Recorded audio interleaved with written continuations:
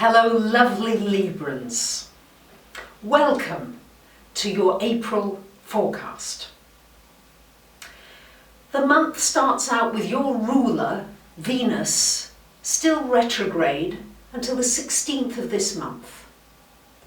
So very often Venus retrograde can bring you a love from your past back into your life, or you may find yourself remembering past relationships, and especially maybe an important one, and maybe releasing something.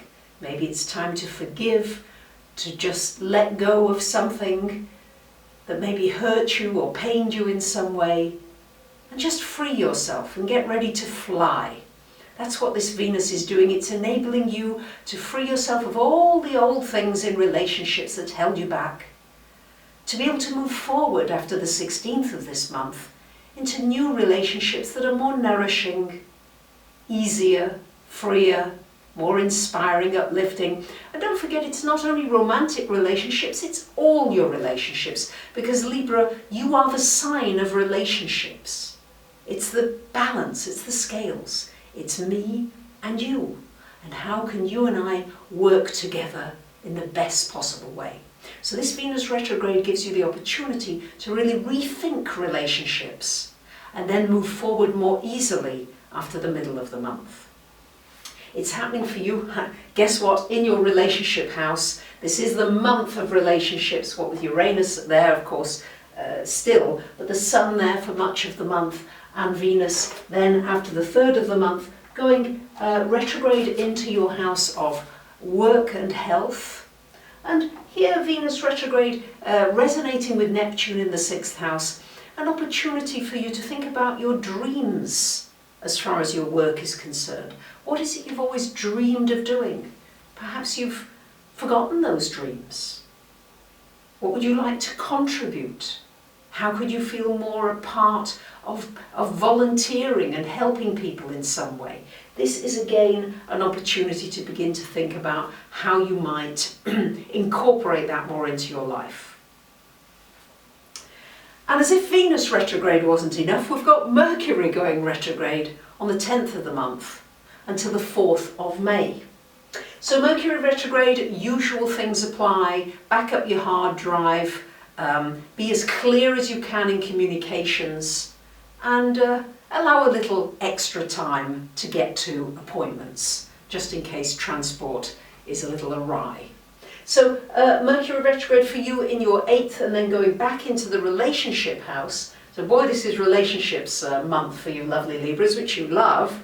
And in your 8th house, well, this could be some kind of news about a partner's finances in some way. I would be extremely careful about signing important contracts during this time, especially with Mercury retrograde in that 8th house, which would rule everything to do with mortgages, insurance, tax, all those kinds of things. So double check things, and remember that during Mercury retrograde you can complete things. And very often having it in the 8th house is anything you've lost can turn up during the retrograde. On the 11th of the month we've got a full moon in your sign, lovely Libras, joining the energy of Jupiter in your sign.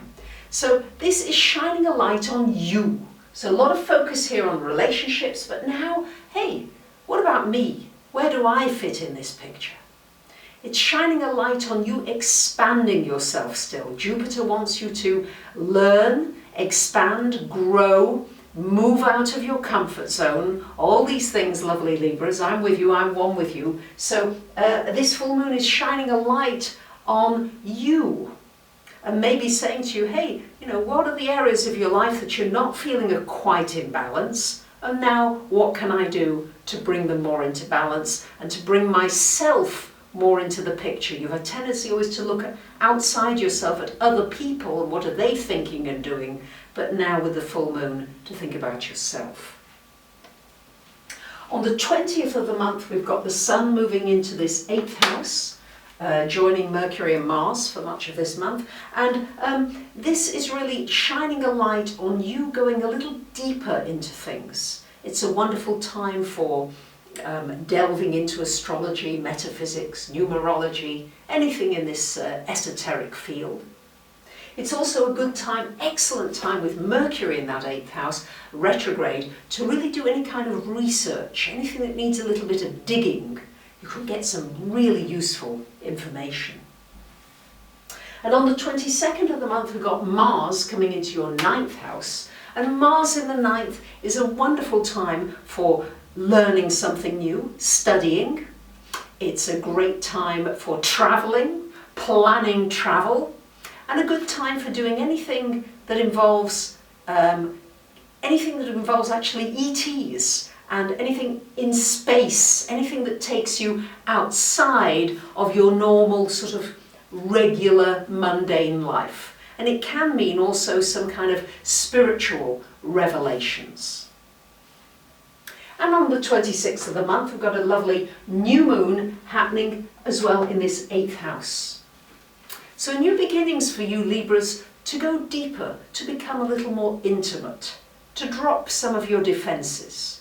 There's a tendency with Libra to be very charming, but not allow people in necessarily so closely.